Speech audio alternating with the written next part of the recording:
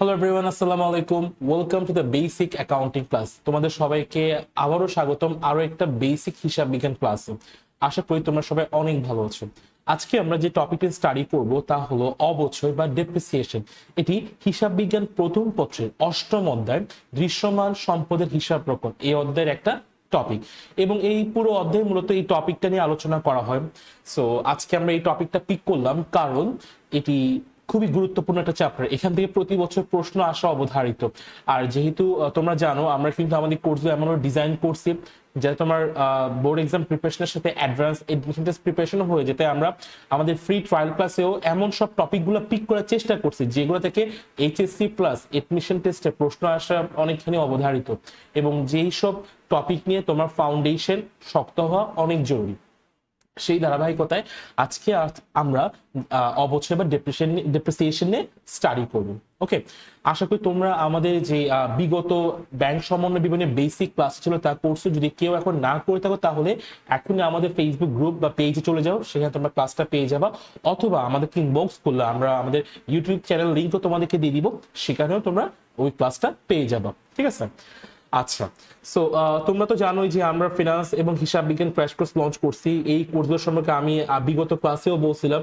আর details তোমরা হচ্ছে আমাদের ফেসবুক পেজে গ্রুপে অ্যাভেলেবল পেয়ে যাবে, বা আমাদের টেক্সট করলে তো আমরা তোমাদেরকে ফার্দার ইনফরমেশন প্রোভাইড করবো। সো আমরা আজকে এগুলো নিয়ে বেশি কথা বলবো না। হ্যাঁ, হিসাব বিজ্ঞান ক্র্যাশ কোর্সে কিন্তু আমি গত ক্লাসে ডিটেল আলোচনা করছিলাম। যদি মিস করে থাকো আগের ক্লাসে দেখো, সেখানে তোমরা পেয়ে যাবা, বা আমাদের ইনবক্স করো। আমাদের রিপ্রেজেন্টেটিভ তোমাদেরকে সাফিসিয়েন্ট বা নেসেসারি ইনফরমেশন দিয়ে সাহায্য করবো। ঠিক আছে? আর তোমরা ইতিমধ্যে আমার ব্যাপারে জানো যে আমি বিগত 8 বছর ধরে অ্যাকাউন্টিং এবং ফিনান্স ইনস্ট্রাক্টর হিসেবে কাজ করতেছি, এবং সেই ধারাবাহিকতা আমার এই অভিজ্ঞতা যেন তোমাদের কোনো কাজে আসতে পারে, তোমাদের কাছে সুন্দরকে প্রিপেয়ার করতে পারি, এই জন্যই মূলত এই ফিনান্স এবং অ্যাকাউন্টিং এর জন্য এই ক্র্যাশ কোর্সটা ডিজাইন করা। ঠিক আছে? আচ্ছা, সো আজকে আমরা বেশি কথা না বলে আমরা আমাদের টপিকে চলে যাব। অ্যাজ ইউ নো আমাদের টপিক হচ্ছে অবচয় বা ডেপ্রিসিয়েশন। আচ্ছা, এটা জানতে হবে, প্রথমে জানতে হবে এটা কোন চ্যাপ্টারের। এটা হচ্ছে হিসাব বিজ্ঞান। এই যে আমি দেখাই, এটি হচ্ছে আমাদের জাস্ট এ মিনিট একটু।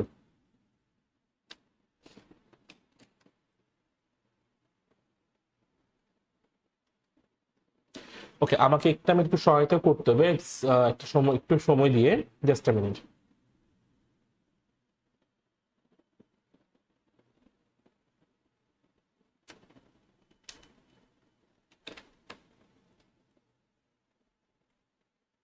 ওকে, so back to the class আসি। যেটা বলতেছিলাম, এটি হচ্ছে আমাদের হিসাব বিজ্ঞান প্রথম পত্রের অষ্টম অধ্যায়। হিসাব বিজ্ঞান প্রথম অধ্যায় পত্রের অষ্টম অধ্যায়। অধ্যায়ের নাম হচ্ছে দৃশ্যমান সম্পদের হিসাব রক্ষণ। দেখেন, যে টপিকটা নিয়ে স্টাডি করবো সেটা কোথায়, সেটার পরিচয় কি, সেটা কোন জায়গা থেকে বিলং করবো, ওটাও কিন্তু আগে জানতে হয়। তুমি যেটা নিয়ে পড়বা আগে ওইটার হিস্ট্রিটা জানবা, বা এটা বেসিক্যালি কোন পেপারে বা কোথায় থাকে, এটা জিনিসটা কি, এগুলো নিয়ে আগে তুমি জ্ঞান অর্জন করবা বা জেনে নিবা, তারপর তুমি এটা নিয়ে পড়া শুরু করবে। তাহলে দেখবা তোমার পড়া অনেক গুছানো হচ্ছে। ঠিক আছে? আর এটা শুধু হিসাব বিজ্ঞানের ক্ষেত্রে না, চেষ্টা করবা সব সাবজেক্টের জন্য ফলো আপ করার জন্য। সো আসি, আমরা আমাদের টপিকে আসি।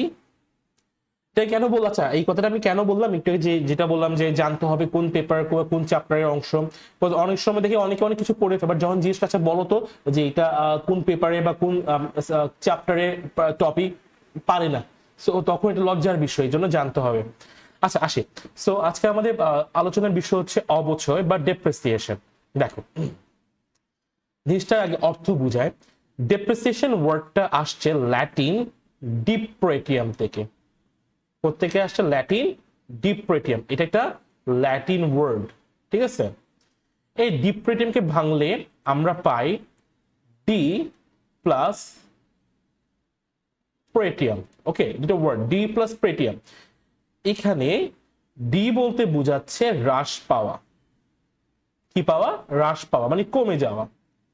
আর প্রেটিয়াম মানে হচ্ছে মূল্য। তাহলে ডিপ্রেটিয়ামের অর্থ কি দাঁড়াচ্ছে? বাংলা অর্থ দাঁড়াচ্ছে কি? মূল্য হ্রাস পাওয়া, অর্থাৎ মূল্য কমে যাওয়া। মানে এটা হচ্ছে ডেপ্রিসিয়েশনের মিনিং। সো ডেপ্রিসিয়েশনের মিনিং হচ্ছে মূল্য হ্রাস। ডেপ্রিসিয়েশন বা ডিপ্রেটিয়ামের অর্থ কি? মূল্য হ্রাস। তাহলে আমরা অবচয় বলতে কি বুঝাবো? মূল্য হ্রাস। এখন কিসের মূল্য হ্রাস, এটা আমরা একটু পরে জানতেছি, খেয়াল করো, দেখাই বুঝাই। আমরা তো এটার মানে বাংলা অর্থটা জানলাম, এখন আমরা ডিটেলস এটা মানে এটা আরো কেমনে কাজ করে বা কিসের মূল্য রাশি এই সম্পর্কে জানবো। দেখো একটা এক্সাম্পল দিই। মনে করো তুমি তোমার অনলাইন ক্লাসেসের জন্য বা টুকটাক নেট সার্ফিং বা এমএস অফিসে কাজটা শেখার জন্য বা মোটামুটি মনে করো তুমি একটা ফ্রিল্যান্সার হতে চাচ্ছ বা যে কোনো পারপাজে তুমি একটা ল্যাপটপ পারচেজ করছো। হ্যাঁ, ল্যাপটপটা তুমি কিনছো 50,000 টাকা দিয়ে, ঠিক আছে। এখন তুমি মনে করো এই ল্যাপটপ 2 বছর ইউজ করছো। এখন জাস্ট আস্ক ইয়োরসেলফ, 2 বছর ব্যবহার করার পর এই ল্যাপটপের ভ্যালু বাড়বে না কমবে? চিন্তা করো, তুমি নিজেকে প্রশ্ন করে দেখো তো তুমি কি আনসার পাও।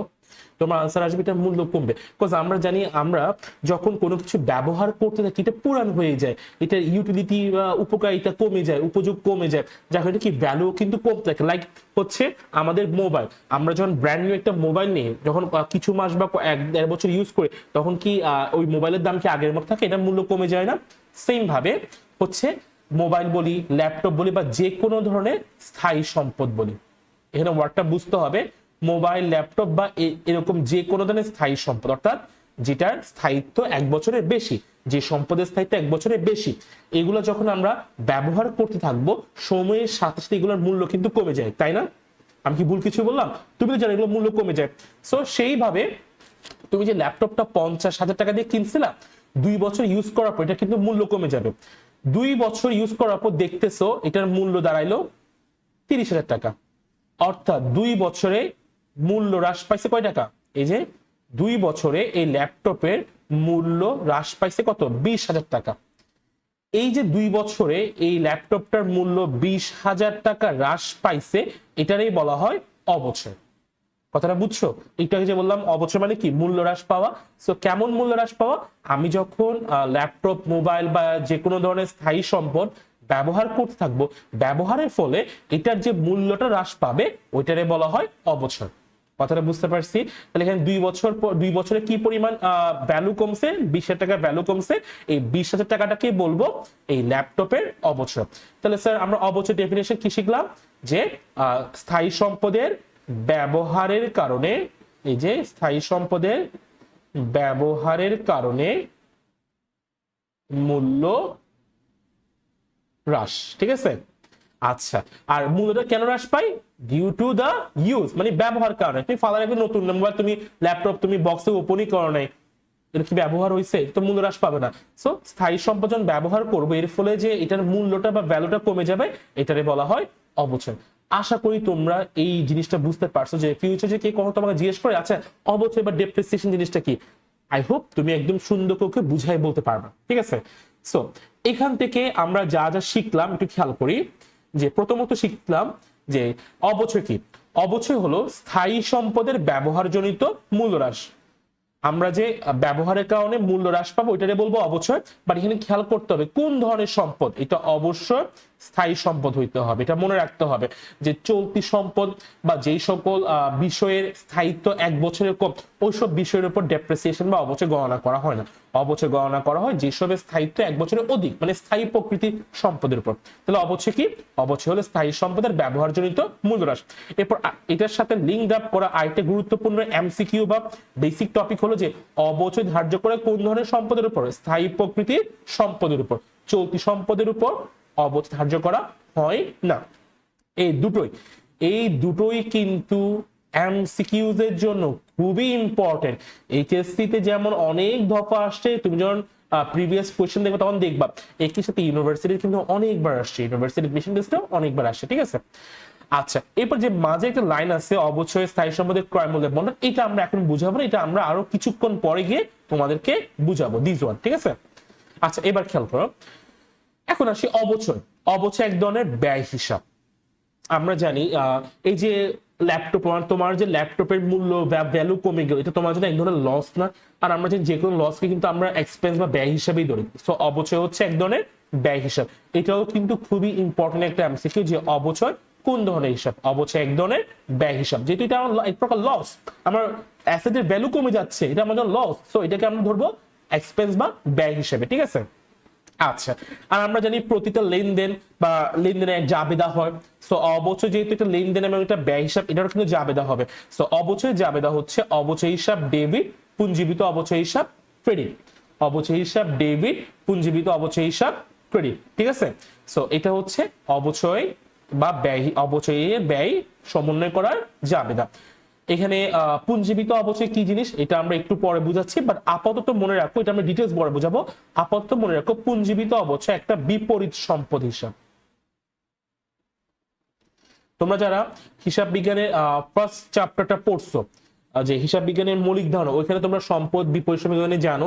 সো আমি যারা জানো না তাদের জন্য আমি এটা চেষ্টা করবো আজকে ক্লাসে আলোচনা করার, বা যদি পসিবল না হয় আমরা আরেকটা ক্লাসে এগুলো নিয়ে আলোচনা করবো। বাট আপাতত মনে রাখো যে পুঞ্জীবিত অবচয় এক ধরনের বিপরীত সম্পদ হিসাব। আর পুঞ্জীবিত অবচয় কি এটা আমরা একটু পরে তোমাদেরকে ডিটেইল বুঝাবো।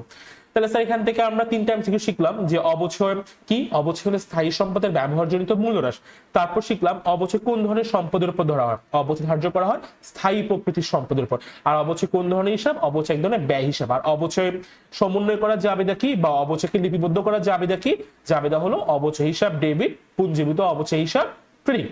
এখানে পুঞ্জীবিত অবচয় হিসাব কোন ধরনের হিসাব, এটা এক ধরনের বিপরীত সম্পদ হিসাব। আর এগুলো কি জিনিস একটু পরে বুঝাচ্ছি। সো আশা করি তোমরা এই টপিকটা বুঝতে পারছো।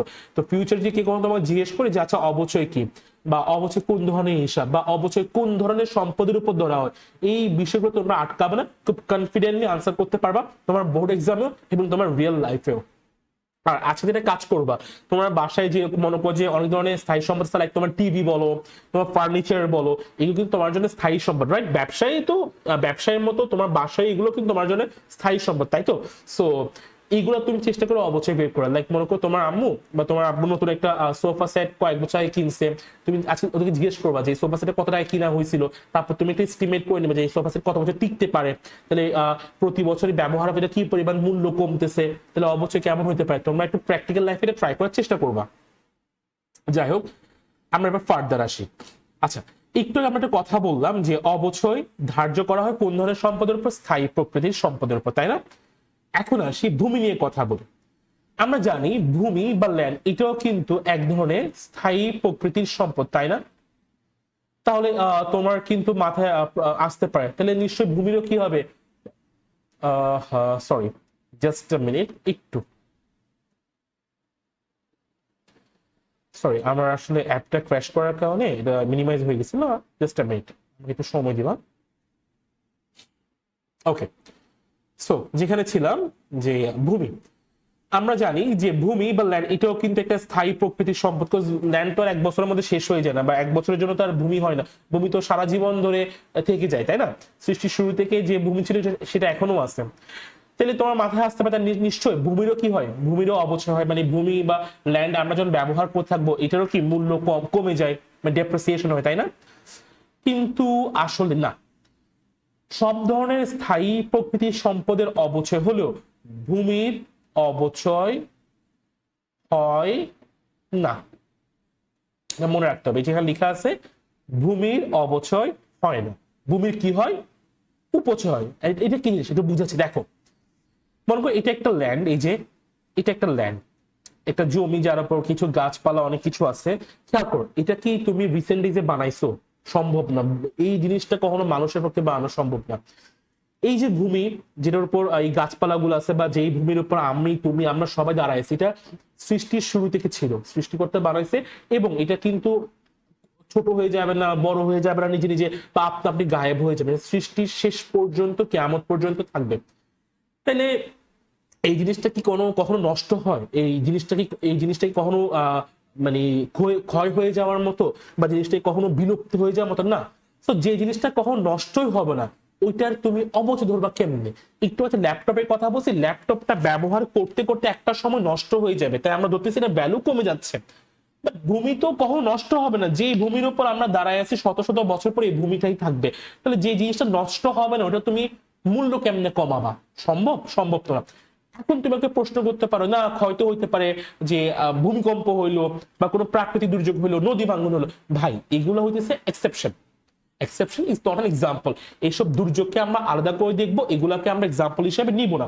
এগুলাকে মানে বাকি রেখে, এক সাইডে রেখে, অন্য কোনো কারণে কি ভূমি নষ্ট হইতে পারে, বা ভূমি আপনা আপনি ছোট হয়ে যায়, বিলুপ্ত হয়ে যায়, বা এরকম কিছু হয় না। এই জন্যই ভূমির কখনো অবচয় হয় না, অর্থাৎ যেই সম্পদটা কখনো নষ্ট হবে না, যেই সম্পদটা অবিনশ্বর, যে বিষয়টা অবিনশ্বর, তার উপর অবচয় ধার্য করা যাবে না। আর খেয়াল করো, দেখবা ভূমির কিন্তু দিন ডে বাই ডে দাম বাড়ে। এই যে পৃথিবী, আমাদের যে পৃথিবী, আমাদের এই পৃথিবীতে এই যে ভূমি, এই যে ভূমিগুলো ল্যান্ড, এটা কিন্তু লিমিটেড। আমাদের পৃথিবী কিন্তু সাইজে বড় হচ্ছে না, সাইজে ছোট হচ্ছে না, পৃথিবী সাইজে আছে। কিন্তু পৃথিবীতে মানুষ কিন্তু বেড়েই চলছে। সো ভূমির ডিমান্ডও কিন্তু বাড়তেছে, তাইলে ভূমির কি দাম বা মূল্য কমে না, ভূমির দাম বা মূল্য উল্টা বাড়তেছে। তুমি দেখো তোমার বাপ দাদার আমলে যে সম্পদের দাম হয়তো খুব অল্প টাকা ছিল, এটা এখন কোটি কোটি টাকা হয়ে গেছে। কেন? ওই যে সময়ের সাথে সাথে মানুষ বাড়তেছে, প্রয়োজনীয়তা বাড়তেছে, ভূমির দামও কিন্তু বাড়তেছে। এই জন্য ভূমির হয় উপচয় বা অ্যাপ্রিসিয়েশন, ভূমির হয় উপচয় বা অ্যাপ্রিসিয়েশন, অর্থাৎ ভূমির মূল্য কমে না, ভূমির মূল্য উল্টো বাড়ে। ক্লিয়ার? আশা করি তোমাদেরকে এই পুরো ব্যাপারটা ডিটেইলড আমি বুঝতে পারছি। তাহলে আমরা কি শিখলাম? যে ভূমির অবচয় হয় না, ভূমির হয় কি উপচয়, ভূমির মূল্য বাড়ে। তাহলে আসতে পারে কোন স্থায়ী প্রকৃতির সম্পদের অবচয় হয় না?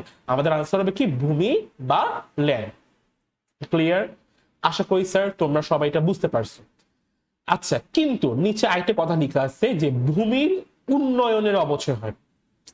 কনফিউজ দিত না ভাই, আমার গাইডলি দিও না যে ভাই আপনি এতক্ষণ বললেন যে ভূমির ডেপ্রিসিয়েশন বা অবচয় না, আবার লিখলেন যে ভূমির উন্নয়নের অবচয়। দুইটার মধ্যে পার্থক্য কি? পার্থক্য আছে, দেখো। মনে করো এই ভূমির উপর, এই যেটা ভূমি, এই যেটা ল্যান্ড দেখতে পাইতেছো, তুমি এখানে গাছপালাগুলা কেটে একটা ইয়া করলা, সুন্দর করে পার্কের মতো করলা। এইখানে তুমি এই যে ঘাসপালাগুলা তুমি সুন্দর করে কি করলা, সিমেন্ট দিয়ে ঢালাই করলা, ঢালাই করে তুমি সুন্দর করে বসার ব্যবস্থা করলা।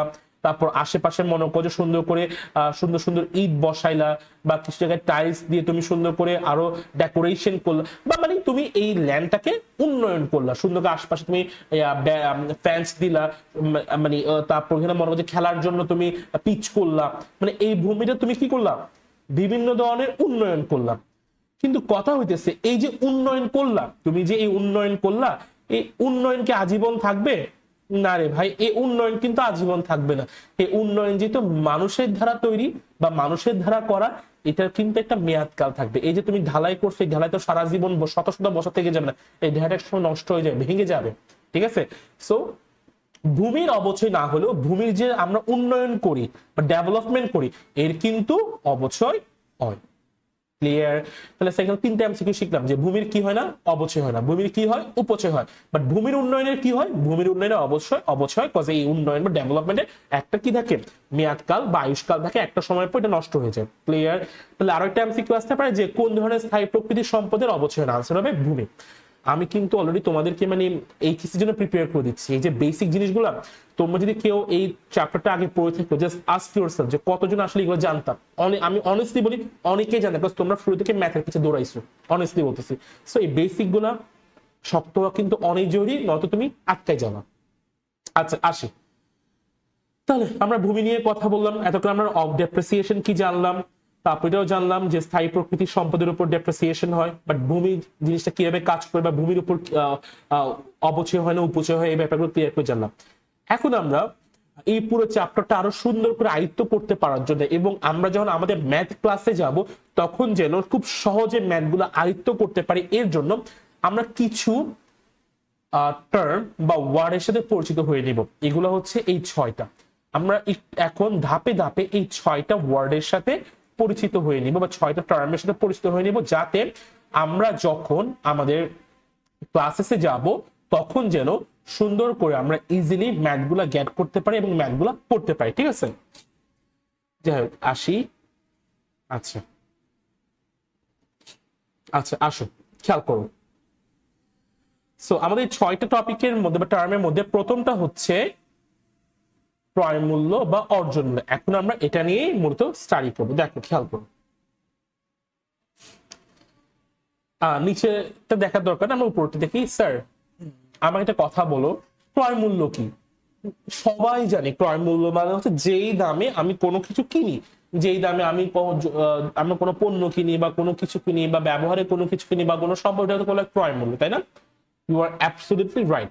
একটু আগে যে তোমার ল্যাপটপ এক্সাম্পল দিছিলাম, দেখো ধরলাম ওই ল্যাপটপটা তুমি 50,000 টাকায় ক্রয় করছো, এটাকে বলা হবে ক্রয় মূল্য। ভেরি গুড, ঠিক আছে না কথাটা? আচ্ছা, এখন মনে করো ল্যাপটপটা তুমি অনলাইন দারাজ থেকে অর্ডার করছিলা। সেই ল্যাপটপটার প্রাইস ছিল মনে করো 50,000 টাকা, এবং এটার সাথে মনে করো যে আরো 5,000 টাকার ভ্যাট ওরা যোগ করছে, কারণ আমরা জানি যে কোনো কিন্তু ভ্যাট দিতেই হয়। তো ধরে নিলাম, জাস্ট অ্যাজিউম করে নিলাম যে এটা কোনো ক্যালকুলেটেড অ্যামাউন্ট না, ধরে নিলাম যে 5,000 টাকা ভ্যাট আরো অ্যাড হয়েছে। এরপর ওরা মনে করো যে এটা বাইরে থেকে তোমাকে ইম্পোর্ট করে দিচ্ছে, তাই আরো 1,000 টাকা ডেলিভারি চার্জ অ্যাড করছে, ধরে নিলাম। তাহলে এই পুরো ল্যাপটপটা তোমার হাতে আসা পর্যন্ত, অ্যাকোয়ার করা পর্যন্ত তোমার কি পরিমাণ টাকা খরচ হয়েছে? 50,000, 5,000, 1,000, টোটাল তোমার কিন্তু 56,000 টাকা খরচ হয়েছে, তাই না? এটাকে বলা হয় অর্জন মূল্য। অর্থাৎ কোন সম্পদ, অর্জন মূল্য ওয়ার্ডটা শুধুমাত্র সম্পদের ক্ষেত্রে ইউজ করা হয়। তো কোন সম্পদ কেনা থেকে শুরু করে আমার হাতে আসা পর্যন্ত যাবতীয় যা যা খরচ হবে তার সমষ্টিকে বলা হয় অর্জন মূল্য। কজ এই ল্যাপটপটা অর্জন করতে তোমাকে শুধু 50,000 টাকা দিলে হইতো না, তোমাকে 50,000-এর সাথে অন্যান্য সব খরচ যোগ করে 56,000 টাকা দিতে হয়েছে, এটারে বলা হয় অর্জন মূল্য। তাহলে বা অ্যাকুইজিশন কস্ট, ইংলিশে বলা হয় কি অ্যাকুইজিশন কস্ট। আমি লিখে দিই পাশে।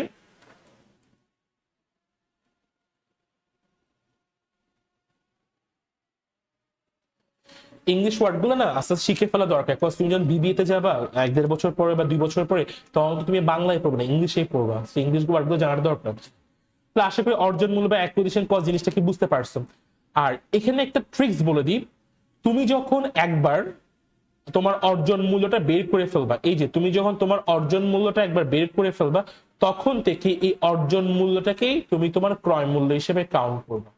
অর্থাৎ কেউ যদি বলে ভাই তোমার ল্যাপটপটার দাম কত পড়ছে, তুমি বলবো আমার ল্যাপটপটা ক্রয় করতে আমার 56,000 টাকা পড়ছে। ইউ ক্যান সে ল্যাপটপটা ক্রয় করতে আমার 50,000 টাকা পড়ছে। কথাটা বুঝো, এটা হচ্ছে স্থায়ী সম্পদের ক্ষেত্রে, এটা মাথায় রাখতে হবে যে আমরা যখন ক্রয় মূল্যটা আনুষঙ্গিক খরচ যোগ করে এটার অ্যাকুইজিশন কস্ট বা অর্জন মূল্যটা বের করব, তখন থেকে ওইটাকে আমরা আমাদের ক্রয় মূল্য হিসেবে ধরবো। অর্থাৎ এরপর থেকে আমরা ফিউচারে এটা নিয়ে যত ম্যাথ করতে যাব, যখন আমরা এটার অবচয় বের করতে যাব বা এটার জাবেদা করতে যাব, তখন কিন্তু আমরা ল্যাপটপ বা অফিস সরঞ্জাম বলি বা এই সম্পদটা ডেবিট করার সময় 50,000 টাকা ক্রয় মূল্য হিসেবে ডেবিট করলে হবে না, আমাদেরকে ক্রয় মূল্য হিসেবে ডেবিট করতে হবে 56,000 টাকা। অর্থাৎ অর্জন মূল্য একবার বের করে ফেলার পর থেকে এটারই আমরা ধরে নিব আমাদের ক্রয় মূল্য হিসেবে ফিউচারে যে কোনো ম্যাথ করার সময়। এই জিনিসটা প্লিজ মনে রাখবা, না বুঝলে আবারও বলতেছি, আমরা যখন আমাদের অর্জন মূল্য বা অ্যাকুইজিশন কস্ট বের করে ফেলবো, এটাকে আমরা ফিউচারে আমাদের ক্রয় মূল্য হিসেবে ইউজ করবো। যে কোনো জায়গায় যেখানেই ক্রয় মূল্য দেখবো ওইখানে তুমি এখন থেকে 56,000 টাকা ইউজ করবা, নট 50,000 টাকা। আশা করি ব্যাপারটা বুঝতে পারছো। যদি না বুঝে থাকো একটু ব্যাকে গিয়ে রিওয়াইন্ড করে দেখে নাও, ক্লিয়ার হয়ে যাবে। তাহলে আশা করি আমরা ক্রয় মূল্য অর্জন মূল্য জিনিসটা কি বুঝতে পারছি। আচ্ছা, এরপর পরের টপিকে আসি, যেটা হলো আনুমানিক আয়ুষ্কাল। স্যার এটা আবার কি জিনিস? এটা কি জিনিস না, এটা তোমরা সবাই জানো। আমরা জানি যে কোনো কিছু সারা জীবন টিকে না। তো তুমি যেটা ল্যাপটপ কিনতেছো, তুমি নিজস্ব দোকানদারকে জিজ্ঞেস করছো যে ভাই কি মনে ল্যাপটপটা কেমন আমাকে সার্ভিস দিবে, কত বছর এটা আমাকে সার্ভ করবে বা কত বছর টিকতে পারে। তোমাকে বলতে পারে যে ভাই 4-5 বছর এটা আপনাকে ইনশাল্লাহ সার্ভ করবে। সো যখন আমরা কোনো সম্পদ কিনি বা মনে হচ্ছে একটু আগে যে বললাম তোমার আব্বু বা আম্মু বাসার জন্য সোফা কিনছে, কেনার সময় ফার্নিচার দোকানদারকে জিজ্ঞেস করছে ভাই সোফাটা কত বছর টিকতে পারে, ফার্নিচার দোকানে নিশ্চয় 10-15 বছর ভাই ইনশাল্লাহ টিকবে। তো একটা ইস্টিমেশন সে তোমাকে দিচ্ছে। তো যে কোনো স্থায়ী সম্পদের ক্ষেত্রে আমরা একটা আয়ুষ্কাল বা মেয়াদটা আনুমানিক ভাবে ধরে নিই যে এটা এত বছর টিকতে পারে, এটারে বলা হয় আনুমানিক আয়ুষ্কাল। ধরে নিন এই ল্যাপটপের ক্ষেত্রে দোকানদার তোমাকে বলছে এটা 5 বছর মোটামুটি ইউজেবল থাকবে। তো এটাই হইতেছে আমাদের ল্যাপটপের বা তোমার ল্যাপটপের কি আনুমানিক আয়ুষ্কাল। ক্লিয়ার? অর্থাৎ যে সময় পর্যন্ত কি এই ল্যাপটপটা ব্যবহার উপযোগী থাকবে। আশা করি তাহলে বুঝতে পারছো আনুমানিক আয়ুষ্কাল জিনিসটা কি। ওকে, এবার আমরা সামনে আগাই। হ্যাঁ দেখো, আচ্ছা এরপর আমাদের টপিকটা হচ্ছে ভগ্নাবশেষ মূল্য। আচ্ছা একটু আগে তো আমরা দেখলাম যে এই ল্যাপটপটা কিনতে আমাদের টোটাল কয় টাকা গেছিল?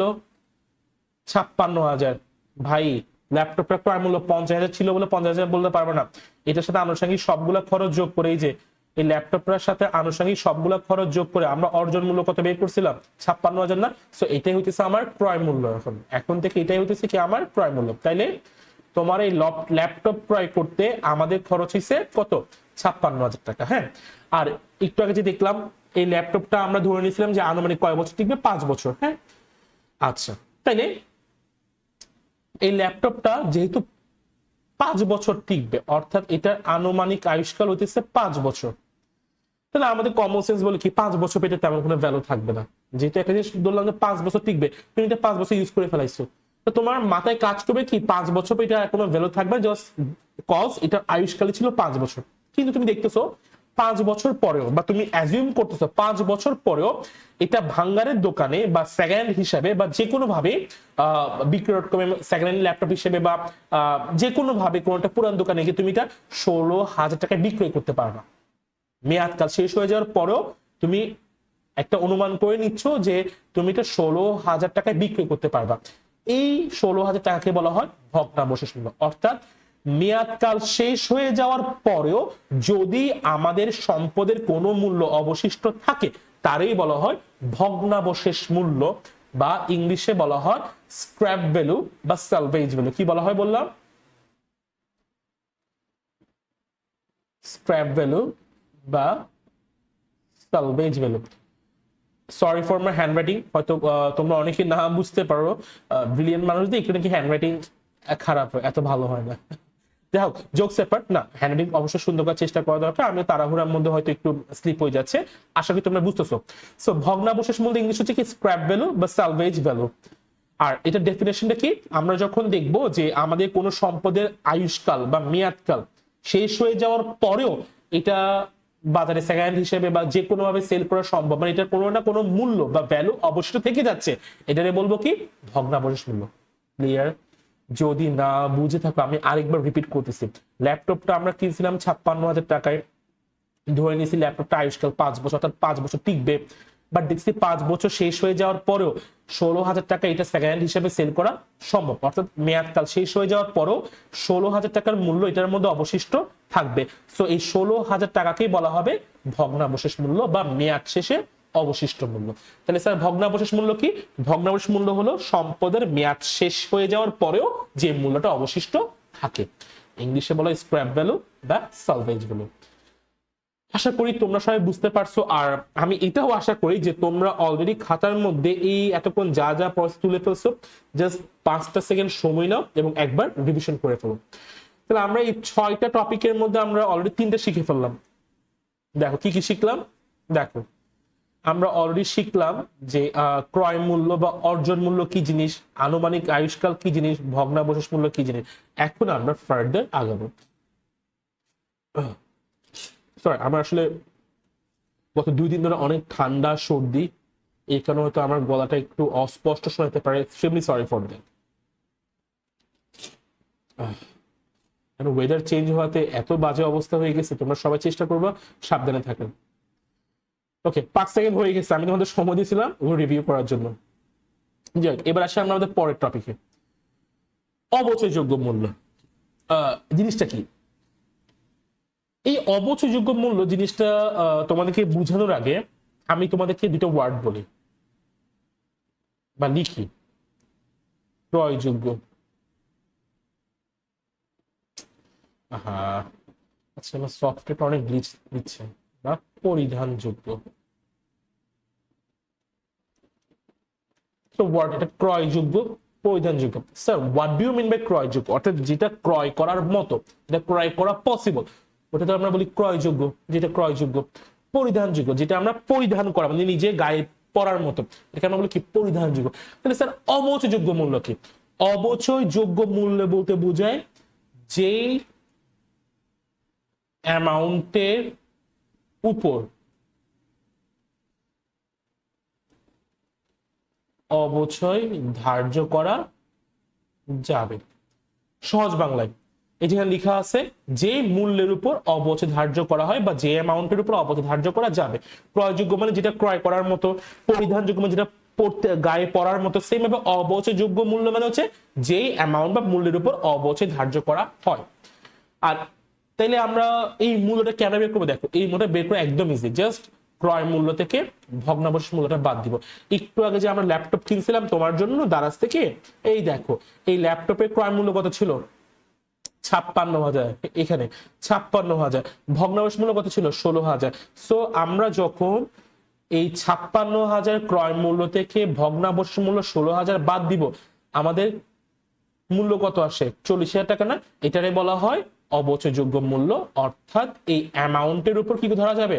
অবচয় ধরা যাবে। অর্থাৎ তুমি যখন তোমার এই ল্যাপটপের ডেপ্রিসিয়েশন বের করতে যাবা, তুমি মোটেও 56,000 টাকার উপর ডেপ্রিসিয়েশন ধরতে পারবা না। তোমাকে এই 56,000 টাকা থেকে 16,000 টাকা বাদ দেওয়ার পর যে মূল্যটা আসবে, অর্থাৎ ভগ্নাবশেষ মূল্য বাদ দেওয়ার পর যে মূল্যটা আসবে তার উপর অবচয় ধরতে হবে। ঠিক আছে, এটা মনে থাকবে। তাহলে আমরা অবচয়যোগ্য মূল্য কেন বের করবো? ক্রয় মূল্য থেকে ভগ্নাবশেষ মূল্য বাদ দেব। এখন তোমাদের মধ্যে অনেকে মাথা এসেছে কেন এটা করবো, ওয়াই? কিনছি 56,000 টাকা, তাহলে 16,000 কেন বাদ দিব? সহজ বাংলায় বলি, অবচয় হলো এক ধরনের অপচয়। অবচয় এক ধরনের অপচয়। আমরা সেই অ্যামাউন্টের উপরই ডেপ্রিসিয়েশন বা অবচয় ধরবো যে অ্যামাউন্টটা একটা নির্দিষ্ট সময়ের মধ্যে অপচয় হয়ে যাবে, মানে যে অ্যামাউন্ট একটা নির্দিষ্ট সময়ের মধ্যে নিঃশেষ বা ভ্যানিশ হয়ে যাবে। এখানে এই তোমার ল্যাপটপটা মেয়াদকাল ছিল কয় বছর? 5 বছর না? তাহলে 5 বছর পরেও যখন 16,000 টাকা এটার ভগ্নাবশেষ মূল্য বা অবশিষ্ট মূল্য থাকতেছে, এই 5 বছরে কি 56,000 টাকা পুরোটা তোমার ভ্যানিশ হচ্ছে? হচ্ছে না। তাহলে এই 5 বছরে তোমার ভ্যানিশ হচ্ছে কয় টাকা? ওই 16,000 টাকাটা বাদ দিলে এই 5 বছরে তোমার ভ্যানিশ হচ্ছে 40,000 টাকা, রাইট? এই 40,000 টাকাটা ভ্যানিশ হচ্ছে, তাই না? তাই এটার উপর আমরা অবচয় ধরতে পারবো, আর এটাকেই জন্য বলা হবে অবচয়যোগ্য মূল্য। আশা করি তোমরা সবাই বুঝতে পারছো। আমি আবার রিপিট করে কমপ্লেক্স করবো না। যদি না বুঝে থাকো স্যার 5-6 মিনিট একটু ব্যাকে গিয়ে রিওয়াইন্ড করো, ক্লিয়ার হয়ে যাবে। তাহলে স্যার আমরা অবচয়যোগ্য মূল্য মানে কি বুঝলাম? যে অ্যামাউন্টের উপর অবচয় ধার্য করা হয়। আর এটা কেন বের করতে? এটা বের করতে ক্রয় মূল্য থেকে ভগ্নাংশ মূল্য বাদ দিয়ে। আর এখানে ক্রয় মূল্য বলতে বারবার রিপিট, ক্রয় মূল্য বলতে কোনটাকে বুঝাবে? অর্জন মূল্যটাকেই বুঝাবে। আর ভগ্নাংশ মূল্য কি একটু আগে ডিসকাস করছি। তাহলে আমরা অলরেডি 4টা গুরুত্বপূর্ণ টার্ম কিন্তু আলোচনা করে ফেলছি। কি কি? ক্রয় মূল্য বা অর্জন মূল্য, আনুমানিক আয়ুষ্কাল, ভগ্নাবশেষ মূল্য, অবচয়যোগ্য মূল্য। তোমরা বুঝতেছো না তোমরা কি পরিমাণ আগে যাচ্ছ। আমি হঠাৎ করে ম্যাথে যাচ্ছি না, তো তাই তোমাদের অনেকে মনে হতে পারে যে ভাইয়া কি পড়াইতেছি এগুলো, এখনো ম্যাথ করাইতেছি না। ভাই ধৈর্য ধরো, আমার পড়ানোর টেকনিক আলাদা, বাট আমি তোমাকে যেভাবে যে স্টাইলে পড়াবো তোমার ফাউন্ডেশন হবে অনেক স্ট্রং। তুমি এইচএসসি এডমিশন বাদে ফিউচার যখন তুমি ব্যাচেলার্সে যাবে বা কোনো প্রফেশনাল ডিগ্রিতে যাবা, তুমি এইসব বেসিকে আটকাবা না। আমার অনেক স্টুডেন্টরা কিন্তু সিএমএ যারা বা সিএ এরকম অনেক প্রফেশনাল কোর্সে ভালো লেভেলে আছে, অনেকে সুন্দর সুন্দর রেজাল্ট করতেছে এবং অনেকে লাস্ট স্টেজেও আছে। সো ওরা আমাকে প্রায় সময় বলে ভাইয়া আপনি যে আমাদের ফাউন্ডেশন জোর দিচ্ছেন এটা আমাদেরকে যেমন বোর্ড এক্সামে হেল্প করছে, এখন প্রফেশনাল স্টেজে এসে আমাদেরকে অনেক হেল্প করতেছে। সো আসি, আমরা তাহলে এই 4টা টপিক নিয়ে জানলাম। আর এই 6টা টপিক যখন তোমার ক্লিয়ার হয়ে যাবে, তুমি ম্যাথ তোমার জন্য কিছুই না, তুমি জাস্ট হালকা কিছু ফর্মুলা এবং তোমাদের কিছু টেকনিক শিখে তুমি ইজিলি যে কোনো পদ্ধতিতে বা যে কোনো সুন্দর যে কোনো ভাবে তুমি ডেপ্রিসিয়েশন বা অবচয় বের করতে পারবা যে কোনো সম্পদে। ঠিক আছে, সেটা ধৈর্য ধরতে হবে। আজকে আমরা শুধু বেসিক গুলো নিয়ে আলোচনা করবো। আচ্ছা,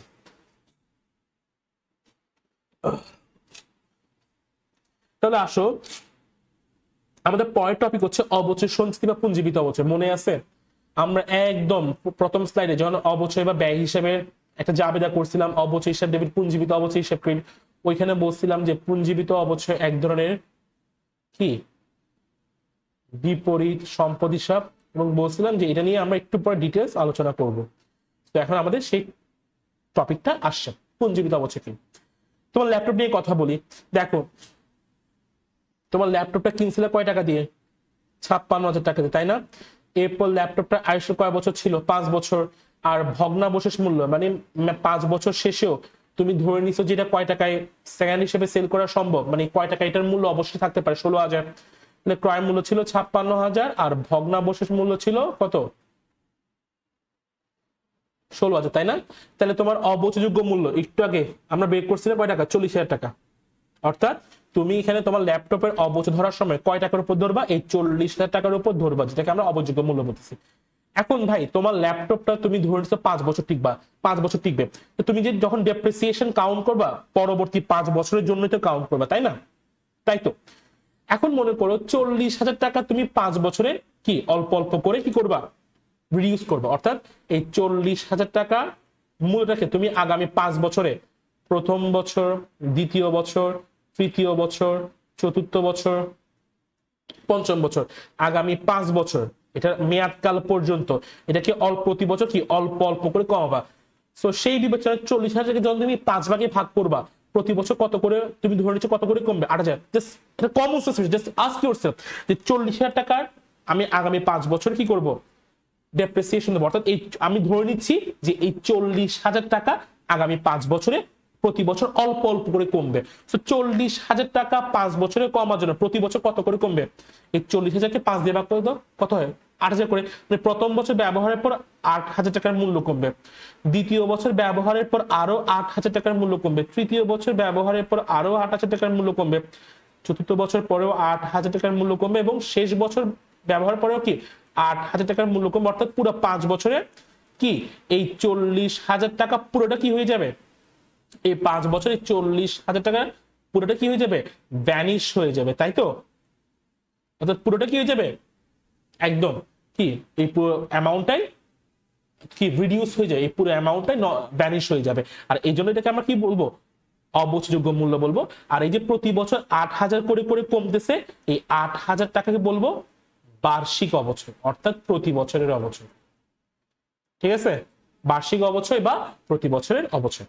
এখন খেয়াল করো, তাহলে এই ল্যাপটপের ক্ষেত্রে তুমি বের করলা যে প্রতি বছর তোমার বার্ষিক অবচয় কত হবে, বা প্রতি বছর কি পরিমাণ মূল্য কমবে? 8,000। তো তুমি মনে করো পরবর্তী 3 বছর তুমি ডেপ্রিসিয়েশন ধরলাম, তাহলে প্রথম বছরে 8,000, দ্বিতীয় বছরে 8,000, তৃতীয় বছর 8,000, আরো 2 বছর কিন্তু বাকি আছে। মনে রাখতে হবে 3 বছর গেছে, আরো 2 বছর বাকি আছে। এখন তুমি 3 বছর একটা হিসাব নিকাশ করতে যাচ্ছ। দেখো এই টোটাল 3 বছরে তোমার কি পরিমাণ মূল্য কমে গেছে? 24,000 টাকা মূল্য বা ল্যাপটপের মূল্য 3 বছরে 8,000 8,000 8,000 করে টোটাল 24,000 টাকা কমে গেছে না?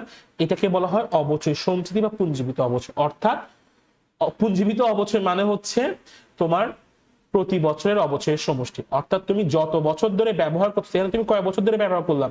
3 বছর ধরে ব্যবহার করলাম। অর্থাৎ তুমি যত বছর ধরে ব্যবহার করতেছো তত বছরের অবচয়ের যোগফলটাই হচ্ছে পুঞ্জীবিত। পুঞ্জীবিত মানে কি? জমা করা। সঞ্চিতি মানে কি? জমা করা। তাহলে প্রথম বছরে 8,000, দ্বিতীয় বছরে 8,000, তৃতীয় বছরে 8,000, তো 3 বছর টোটাল অবচয় জমলো কত? 24,000। অর্থাৎ টোটাল 3 বছরে এটার মূল্য কমবে 24,000 টাকা। এটারে বলা হয় পুঞ্জীবিত অবচয়। আশা করি বুঝতে পারছো। আর কমপ্লেক্স করবো না, আমি একদম ভেঙে ভেঙে বুঝতেছি, আমার মনে হয় এর চেয়ে আর ক্লাসিফাই করে বোঝানো সম্ভব। তাহলে স্যার পুঞ্জীবিত অবচয় কি? পুঞ্জীবিত অবচয় হচ্ছে প্রতি বছরের অবচয়ের সমষ্টি। আমরা যত বছর ধরে ব্যবহার করব, এখানে 3 বছর ধরে ব্যবহার করছি, তো যত বছর ধরে ব্যবহার করব তত বছরের অবচয়ের সমষ্টিকে বলা হয় পুঞ্জীবিত অবচয়। ক্লিয়ার? আর স্যার এটা কোন ধরনের হিসাব? এমসিকিউর জন্য মনে রাখতে হবে এটা এক ধরনের বিপরীত সম্পদ হিসাব। অর্থাৎ এই পুঞ্জীবিত অবচয়টা আমাদের সম্পদের মূল্যকে হ্রাস করে। যদি না বুঝতে থাকো এই ওয়ার্ডটা এখন বোঝার দরকার না, আমরা যখন বেসিক ফার্স্ট চ্যাপ্টারে ক্লাস করবো তখন বুঝাবো যে বিপরীত সম্পদ কি জিনিস। আপাতত মনে রাখতে হবে পুঞ্জীবিত অবচয় এক ধরনের বিপরীত সম্পদ হিসাব। আচ্ছা গেল। তোমরা যদি এই ক্লাস খুব ভালোভাবে করতে পারো, তোমাদের এইচএসসি তো প্রিপারেশন হয়ে যাচ্ছে, এডমিশনে জাস্ট এই একটা ক্লাস কিন্তু প্রায় আমি 2 দিন ধরে করাই। যেহেতু তখন ফিজিক্যাল ক্লাস নেই, তখন কিন্তু ভেঙে ভেঙে ভেঙে আস্তে ধীরে কিন্তু অনেক সময় নিয়ে করাইতে হয়। এবং ওই সময় দেখি 90% স্টুডেন্ট আরো বেশি, 90% আরো বেশি যে এইচএসসি তে ভালো রেজাল্ট করে আসছে বা এইচএসসি তে ডেপ্রিসিয়েশন আনসার করে আসছে, বাট যখন জিজ্ঞেস করি বলতো পুঞ্জীবিত অবচয় কি, এটা কি জিনিস, অবযোগ্য মূল্য কি, যে আটকে যায়, হা হয়ে তাকায় থাকে, লিটারালি হা হয়ে তাকায় দেয়, ওরা এই বেসিক গুলো বুঝে না, ওদেরকে আবার পড়াইতে হয়। তো তুমি যদি এখন থেকে পড়ে রাখতে পারো ভাই, তোমার এইচএসসি তো বারবার বলতেছি টপ নচ হবে, তোমার এইচএসসি প্রিপারেশন হবে টপ নচ, এইচএসসি তে এডমিশনের প্রিপারেশন তোমার অ্যাডভান্সড হয়ে যাচ্ছে। সো আমরা এতক্ষণ তাইলে টোটাল 5টা টপিক পড়ে ফেললাম। এখন আমরা পড়বো আমাদের লাস্ট টপিক, যেটাকে বলা হয় বহিমূল্য। এটা ইংলিশ অনেক নাম আছে, সরি, বহিমূল্য বা বুক ভ্যালু, ঠিক আছে, বা বাংলায় আরেকটা নাম আছে পুস্তক মূল্য। জিনিসটা কি দেখো, একটু আগে যে তোমার ল্যাপটপের কথা বললাম, এখানে তোমার 3 বছরে পুঞ্জীবিত অবচয় 24,000 টাকা আসছে। অর্থাৎ টোটাল 5 বছরের মধ্যে তুমি ইউজ করছো কয় বছর? 3 বছর না? তাহলে এখনো আরো 2 বছর বাকি আছে। তাহলে 5 বছরে তোমার মূল্য কমছে কত? টোটাল 24,000 টাকা না? তাহলে 24,000 টাকা 3 বছরে কমে যাওয়ার পর আগামী বা পরবর্তী 2 বছরের জন্য এখনো কি পরিমাণ মূল্য রয়ে গেছে দেখো। খেয়াল করো, তুমি ল্যাপটপ কিনছিলা 56,000 টাকায়, এরপর 3 বছর ব্যবহার করার পর তোমার পুঞ্জীভূত অবচয় হয়েছে কত? 24,000 টাকা। অর্থাৎ 3 বছরে তোমার মূল্য কমছে কত? 24,000। এটা হচ্ছে কি 3 বছরে মূল্য হ্রাস পাইছে। হ্যাঁ, 3 বছরে মূল্য হ্রাস পাইছে। হ্যাঁ, তাহলে 56,000 টাকার ক্রয় মূল্য থেকে 24,000 টাকার মূল্য হ্রাস পাওয়ার পরেও এখনো তুমি ক্যালকুলেশন করে দেখো কি পরিমাণ মূল্য অবশিষ্ট আছে। তোমার আনসার নিশ্চয়ই আসবে কত? 24,000 টাকা। যে ভাইয়া আরো 32,000 টাকা, যে ভাইয়া আরো 32,000 টাকার মূল্য অবশিষ্ট আছে। এটারে বলা হয় বহির্মূল্য। অর্থাৎ তুমি যখন একটা সার্টেন টাইম পর্যন্ত ইউজ করবা, ওই টাইমের পরেও, ওই টাইম পর্যন্ত মূল্য কমে যাওয়ার পরেও আরো যে মূল্যটা এখনো অবশিষ্ট থাকবে তারে বলা হয় বহির্মূল্য। দেখো আবার বলতেছি, ল্যাপটপটা তুমি কিনছো 56,000 টাকা, তুমি এটা ধরে নিছিলে যে কয় বছর টিকবে? প্রথম, দ্বিতীয়, তৃতীয়, চতুর্থ, পঞ্চম, ধরে নিছিলাম 5 বছর টিকবে। এর মধ্যে ভাই তুমি ইউজ করছো কয় বছর? 3 বছর। তাহলে এখনো একটু, তাহলে এর মধ্যে তুমি ভাই ইউজ করছো কয় বছর? 3 বছর, তাই না? তাহলে এখনো তোমার অবশিষ্ট আরো কয় বছর আছে? আরো 2 বছর আছে। আর এই 3 বছরে, এই টোটাল 3 বছরে তোমার কি পরিমাণ ভ্যালু কমছে? প্রতি বছর 8,000 করে 24,000 টাকার ভ্যালু কমছে। তাইলে এই 3 বছর বাদ দেওয়ার পরেও এখনো 32,000 টাকার মূল্য অবশিষ্ট আছে পরবর্তী 2 বছরে, যা আস্তে আস্তে কমবে বা পরবর্তী 2 বছরের জন্য। এটারে বলা হয় কি মূল্য? বহি মূল্য। ঠিক আছে, বহি মূল্য। তাহলে ভাই আশা করি ব্যাপারটা ইজিলি বুঝতে পারছি। তাহলে বহি মূল্য কি? যে আমরা যত বছর ব্যবহার করছি তত বছরের মূল্য বাদ দেওয়ার পরেও এখনো যে মূল্যটা অবশিষ্ট আছে তারে বলা হয় কি? বহির্মূল্য। ক্লিয়ার? এখন আমি জানি তোমাদের অনেকে আমাদের কোয়েশ্চেন আসছে, ভাই একটু আগে বললেন যে অবশিষ্ট মূল্য মানে ভগ্নাবশেষ মূল্য, আবার বহির্মূল্য কেন বলছেন? পার্থক্যটা বুঝতে হবে। দেখো, আয়ুষ্কালের শেষে অবশিষ্ট মূল্য হচ্ছে ভগ্নাবশেষ মূল্য। অর্থাৎ এখানে টোটাল 5 বছর, মানে টোটাল আয়ুষ্কালটা শেষ হয়ে যাওয়ার পরে যে মূল্যটা অবশিষ্ট থাকবে ওইটারে বলবো ভগ্নাবশেষ মূল্য। ওইটারে বলবো কি? ভগ্নাবশেষ মূল্য। ঠিক আছে, কিন্তু 3 বছর পর যে মূল্যটা অবশিষ্ট, যে 3 বছর যাওয়ার পর যে মূল্যটা অবশিষ্ট আছে, এটা তো আয়ুষ্কালের মধ্যে। সো আয়ুষ্কালের মধ্যে ব্যবহারের পর যে মূল্য অবশিষ্ট থাকবে ওইটারে বলবো বহির্মূল্য। আশা করি তোমরা তাহলে ভগ্নাবশেষ মূল্য এবং বহির্মূল্যের মধ্যে পার্থক্যটা বুঝছো। যদি না বুঝো একটু ব্যাকে গিয়ে স্যার আরেকবার দেখো, লাইভ ভিডিও হলে সমস্যা নাই, ব্যাকে গিয়ে দেখলে তুমি আবার ক্লিয়ার হয়ে যেতে পারবা।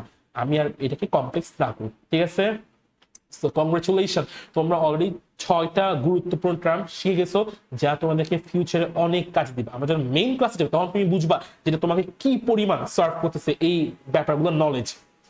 আচ্ছা, এগুলা একটু নোট করে ফেলবা বা স্ক্রিনশট নিয়ে রাখবা। আর একটা সুন্দর গুছানো প্রিপারেশনের অন্যতম একটা হাতিয়ার হচ্ছে নিজস্ব নোট। তুমি যখন সুন্দর করে গুছাই নোট করতে পারবা, আমরা তোমাদেরকে পিডিএফ নোটস দিব, বাট যখন তুমি নিজে গুছাই করতে পারবা এবং সুন্দর করে বারবার রিভিশন করতে পারবা, তুমি নিজেকে নিজেকে অ্যাসেটে পরিণত করবা। ঠিক আছে, আচ্ছা আসো তাহলে আমরা রিভিউ করে নিই। আমাদের ক্রয় মূল্য বা অর্জন মূল্য কি ছিল? যেই দামে কিনেছি তা ছিল ক্রয় মূল্য, তার সাথে আনুষঙ্গিক খরচগুলো যোগ করে বের করছি কি মূল্য? অর্জন মূল্য।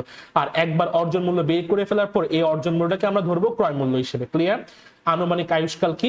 একটা সম্পদ যত বছর ব্যবহার করা যাবে বলে আমরা ধরে নিব তা হচ্ছে আনুমানিক আয়ুষ্কাল। ভগ্নাবশেষ মূল্য কি? আয়ুষ্কাল বা মেয়াদকাল শেষ হয়ে যাওয়ার পরেও যদি কোনো মূল্য অবশিষ্ট থাকে, এটা সবসময় থাকবে বলে কথা নেই, যদি কোনো মূল্য অবশিষ্ট থাকে তাকে বলবো ভগ্নাবশেষ মূল্য। ঠিক আছে, আর অবচযোগ্য মূল্য কি? যে মূল্যের উপর অবচয় ধরা হয়। এটা কেন বের করতে হয়? এটা হচ্ছে তোমার ক্রয় মূল্য বা যেটাকে আমরা কি বলবো অর্জন মূল্য থেকে ভগ্নাবশেষ মূল্য বাদ দেওয়ার পর যে মূল্যটা আসবে ওটা বলা হয় কি? অবচযোগ্য মূল্য। আচ্ছা, আর পুঞ্জীবিত অবচয় কি? আমরা যত বছর ধরে অবচয় ধার্য করব তত বছরের অবচয়ের সমষ্টিকে বলা হয় কি? পুঞ্জীবিত অবচয়। লাইক এখানে তুমি ল্যাপটপের ক্ষেত্রে প্রতি বছর 8,000 করে করে 3 বছরে কি পরিমাণ অবচয় ধার্য করছো? 24,000। এটাকে বলা হবে পুঞ্জীবিত অবচয়। অর্থাৎ এই 24,000 টাকা কি টোটাল 3 বছরে তোমার কি হ্রাস পাইছে 40,000 টাকা থেকে, বা তোমার ল্যাপটপের ক্রয় মূল্য থেকে কি এই 24,000 টাকা 3 বছর ব্যবহার করার ফলে হ্রাস পাইছে। আর এই 3 বছরের অবচয়ের সমষ্টিকে আমরা বলতেছি কি? পুঞ্জীভূত অবচয়। আর বহির্মূল্য কি? তোমার ল্যাপটপের মেয়াদকাল ছিল কয় বছর? 5 বছর। সো 3 বছরে হ্রাস পাইছে কত? 24,000 টাকা, তাই না? 24,000 টাকা। তাহলে ক্রয় মূল্য বা অর্জন মূল্য থেকে এই 24,000 টাকা মানে 3 বছরের মূল্য বাদ দেওয়ার পরও এখনো পরবর্তী 2 বছরের জন্য যে মূল্যটা অবশিষ্ট আছে তা হচ্ছে বহির্মূল্য। তাহলে আশা করি ভাই তোমরা সবাই এই ব্যাপারগুলো নিয়ে ক্লিয়ার হয়ে গেছো, বুঝতে পারছো। আর যদি না বুঝে থাকো, মনে হচ্ছে এখনো ক্লিয়ার হয়নি, একটু ব্যাকে গিয়ে আরেকবার দেখে নিবা। আর আজকে তোমাদেরকে যা পড়াচ্ছি এগুলোর উপর বেস করে এগুলা থেকে বোর্ড প্রশ্ন এবং ভার্সিটি এডমিশনে কেমন প্রশ্ন আসছে এগুলোর উপর বেস করে একটা এমসিকিউ এক্সাম থাকবে ছোট। আমি বলবো ক্লাসটা করার পর সবাই যেন ওই এমসিকিউ টেস্টে অ্যাটেন্ড করো, তাহলে বুঝতে পারবা যে ক্লাস তুমি যা পড়ছো তা কতটুকু তোমার আয়ত্ত হয়েছে এবং কতটুকু সুন্দর করে তুমি তা ডেলিভার করতে পারছো, অর্থাৎ নিজেকে তুমি জাজ করতে পারবা, রাইট? আচ্ছা, সো আমরা ফার্দার আগে তাহলে এতক্ষণ আমরা অনেক কিছু পড়ে ফেলছি। অবচয় কি জিনিস পড়লাম, তারপর ভূমির সাথে অবচয় সম্পর্ক কিরকম তা পড়লাম, দেন হচ্ছে আমরা ছড়া ইম্পর্টেন্ট টার্ম নিয়ে আলোচনা করলাম। এখন আমরা আরেকটা গুরুত্বপূর্ণ টপিক যেটা এমসিকিউজ এর জন্য এবং জাবেদা করার জন্য খুবই ইম্পর্টেন্ট, সিকিউতে জাবেদা করার জন্য এবং এমসিকিউর জন্য খুবই ইম্পর্টেন্ট, যেটা হচ্ছে স্থায়ী সম্পদ এবং মূলধন জাতীয় ব্যয়। আমরা জানি লেনদেনকে দুভাগে ভাগ করা যায়, মুনাফা জাতীয়, মূলধন জাতীয়। আমি এটাকে খুব বেশি ডিটেলসে ভেঙে বলবো না, জাস্ট মনে রাখো তোমরা তো মোটামুটি 9-10 এগুলো পড়ে আসছো, বা আমরা আমাদের ফার্স্ট চ্যাপ্টারটা করবো ওখানে ফাউন্ডেশন আমরা ডিটেলস আলোচনা করবো। বাট আপাতত ধরে নিচ্ছি তোমরা জানো যে লেনদেনকে আমরা মুনাফা জাতীয়, মূলধন জাতীয় ভাগ করতে পারি। যে লেনদেনগুলা মূলত 1 বছরের অধিক সময়ের জন্য হয় এবং যেগুলো স্থায়িত্ব বেশি এবং যেগুলো বারবার হয় না, মানে জাস্ট ইরেগুলার, মানে খুব কম অনেকদিন পর পর হয়, মানে যেটা প্রতিনিয়ত যেই ব্যয়গুলো হয় না বা যে লেনদেনগুলো প্রতিনিয়ত হয় না ওগুলোকে আমরা বলি মূলধন জাতীয় লেনদেন, ঠিক আছে? এখন খেয়াল করো স্থায়ী সম্পদের মূলধন জাতীয় ব্যয় বলতে কি বোঝায়। দেখো মনে করো তোমার বাসায় তোমার ফ্যামিলি একটা গাড়ি কিনবে, হ্যাঁ? তোমার বাবা মনে করো যে 15 লক্ষ টাকা দিয়ে, বা তোমার বড় ভাই যে কোনো ফ্যামিলি মেম্বার 15 লক্ষ টাকা দিয়ে গাড়ি কিনবে। কারণ আমরা জানি ক্রয় মূল্যটাই তো আমাদের মেইন ভ্যালু না, এটার সাথে আরো অনেক ধরনের খরচ থাকে। দেখো তুমি যখন ল্যাপটপ কেনার সাথে তোমার ভ্যাট ছিল, ডেলিভারি ছিল, আরো অনেক ধরনের খরচ ছিল, সেই গাড়ির সাথে কিন্তু অনেক ধরনের খরচ নিশ্চয়ই থাকবে। দেখো তাহলে মনে করো এই গাড়ি 15 লক্ষ টাকা কেনার পর আরো 5 লাখ টাকা ভ্যাট যোগ হয়েছে, ইম্পোর্ট ট্যাক্স বা ভ্যাট যোগ হয়েছে। তারপর 2 লাখ টাকা শিপমেন্ট খরচ, যদি তুমি বাইরে থেকে মনে করো জাপান থেকে ইম্পোর্ট করছো, আরো 2 লাখ টাকা ইম্পোর্ট খরচ যোগ হয়েছে। এগুলো সবগুলা ধরে নেওয়া ভ্যালু, কোনো ক্যালকুলেটিভ ভ্যালু না।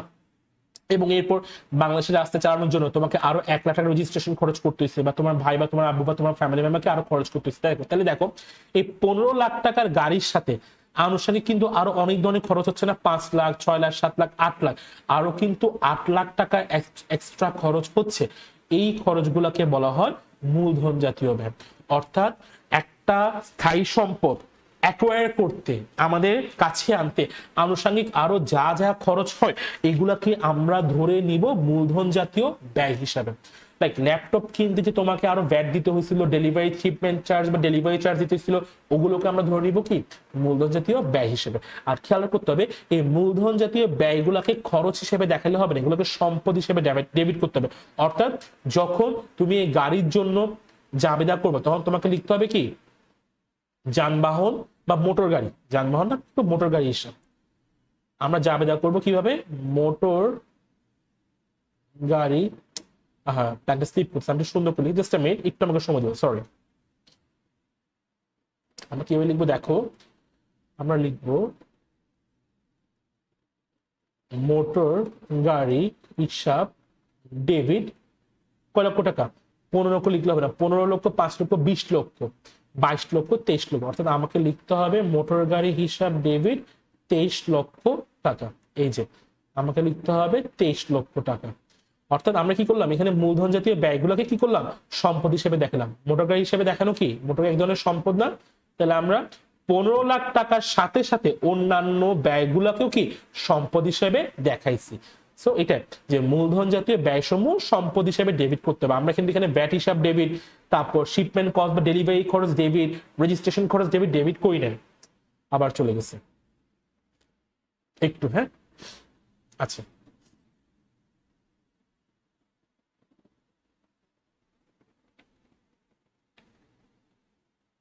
এই যে লাইভ ক্লাস তো অনেক সময় দেখা যায় কি লাইভের মধ্যে একটু ক্র্যাশ করে অ্যাপগুলা, এক্সট্রিমলি সরি ফর দ্যাট। আশা করি তোমাদের তেমন কোনো প্রবলেম হচ্ছে না। আমরা একটু আবার ফিরে আসি। তো যেটা বলতেছিলাম যে এই যে এই গাড়িটা কেনার সময় কিন্তু আমরা ভ্যাট হিসাব ডেবিট আলাদা করে করি নাই, বা শিপমেন্ট কস্ট বা ডেলিভারি চার্জ ডেবিট আলাদা করে লিখি নাই, বা রেজিস্ট্রেশন খরচ আলাদা করে আমরা সবগুলো খরচকে একসাথে মোটর গাড়ি বা সম্পদ হিসেবে দেখাইছি। তো এটাই এখানে লিখলাম যে মূলধন জাতীয় ব্যয়গুলো কি সম্পদ হিসাবে ডেবিট করতে হবে। এই যে সম্পদ হিসাবে ডেবিট করতে হবে। এবং স্যার এটা কিন্তু খুবই ইম্পর্টেন্ট একটা এমসিকিউ, এটা মনে রাখতে হবে যে এটা খুবই ইম্পর্টেন্ট একটা এমসিকিউ, ঠিক আছে। সো আমরা যখন ম্যাথে যাবো, যখন জাবেদা করবো, তখন কিন্তু তুমি এটা মনে রাখতে হবে যে অন্যান্য যে সম্পদের সাথে অন্যান্য আনুষঙ্গিক খরচগুলোকে কি করতে হবে, সম্পদ হিসেবে আমাদেরকে ডেবিট করতে হবে, ঠিক আছে। এবং আমরা যখন বলবো, কাউকে কেউ যদি জিজ্ঞেস করে যে ভাই গাড়ির মূল্য কত দাঁড়াচ্ছে, আমরা কিন্তু ওরে বলবো না যে গাড়ির মূল্য 15 লাখ টাকা, আমরা বলবো গাড়ির টোটাল মূল্য হচ্ছে 23 লাখ টাকা, আমার এই সম্পদ বা গাড়ির অ্যাসেটের মূল্য হচ্ছে 23 লাখ টাকা, ঠিক আছে। আমরা জানি আনুষঙ্গিক খরচ যোগ করে কি পাওয়া যায়, অর্জন মূল্য পাওয়া যায়। 23 লাখ টাকাটা হচ্ছে কি অর্জন মূল্য। আর অর্জন মূল্য একবার নির্ণয় করার পর এই অর্জন মূল্যটাকে আমরা কি করব বলছিলাম, সব জায়গায় ক্রয় মূল্য হিসেবে ইউজ করব, ঠিক আছে। এগুলো হচ্ছে ম্যাথমেটিক্স এর জন্য কিছু ট্রিক্স এখন শিখে দিচ্ছি। তাহলে স্যার আশা করি সবাই বুঝতে পারছো যে স্থায়ী সম্পদের মূলধন জাতীয় ব্যয় কি, স্থায়ী সম্পদ অর্জন করতে বা নিজেদের কাছে আনতে আনুষঙ্গিক আরো যা যা খরচ হয় ওই খরচগুলোকে বলা হয় কি মূলধন জাতীয় ব্যয়, এবং এগুলো কি করতে হয় সম্পদ হিসেবে ডেবিট করতে হয়, ঠিক আছে। এখন সব আনুষঙ্গিক খরচ কিন্তু মূলধন জাতীয় ব্যয় না, কিছু আনুষঙ্গিক খরচ কিন্তু মুনাফা জাতীয় থাকে। একটু বলে দিই জিনিসটা, সব আনুষঙ্গিক খরচ কিন্তু কি না মূলধন জাতীয় ব্যয় না, কিছু আনুষঙ্গিক খরচ থাকে মুনাফা জাতীয়, লাইক বীমা খরচ। আমরা কখনো কোনো সম্পদ কেনার সময় এর সাথে বীমা খরচটা যোগ করে এই বীমা খরচকে সম্পদ হিসাবে দেখাবো না, ইম্পসিবল। আমরা এই বীমা খরচটা সব সময় ব্যয় হিসাবে দেখাবো, অর্থাৎ এটাকে মুনাফা জাতীয় ব্যয় হিসাবে দেখাবো। কি জাতীয় ব্যয় হিসাবে দেখাবো, মুনাফা জাতীয় ব্যয় হিসেবে। সো বীমা খরচ কিন্তু এই ব্যাপারটা মনে রাখতে হবে।